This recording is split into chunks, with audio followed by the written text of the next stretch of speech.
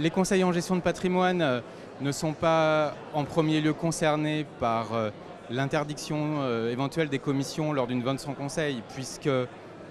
les conseillers en gestion de patrimoine, qu'ils soient CIF ou intermédiaires en assurance, de toute façon sont tenus à un devoir de conseil auprès de leurs clients. Donc bien évidemment, ils n'étaient pas concernés au premier titre par cette interdiction. Néanmoins, cela reste quand même un élément positif, puisque le principe reste d'une façon générale de justifier la perception de commission par une amélioration de la qualité de service. Or, même dans le cadre d'une exécution simple, le prestataire est amené à mener des diligences pour justement exécuter cet ordre. Donc, à sa façon,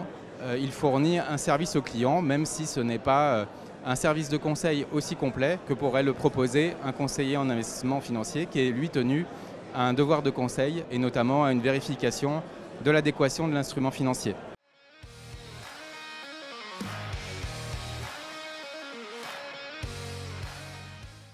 La contrepartie du maintien des commissions, y compris en cas d'exécution simple,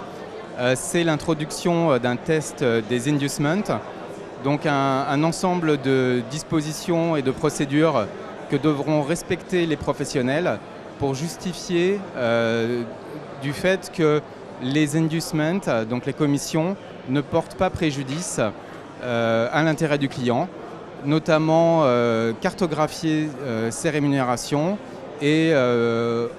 en face de chaque rémunération, eh bien, justifier de leur perception et éventuellement prévoir des mesures d'encadrement. Donc c'est tout un système finalement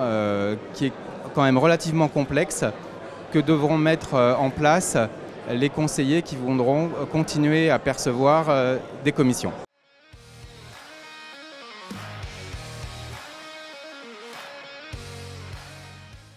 Alors nous sommes favorables à un principe de proportionnalité, c'est-à-dire que les conseillers financiers qui sont des micro-entreprises ou des entreprises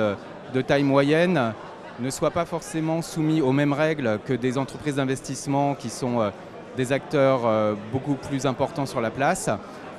Et donc il nous semble important que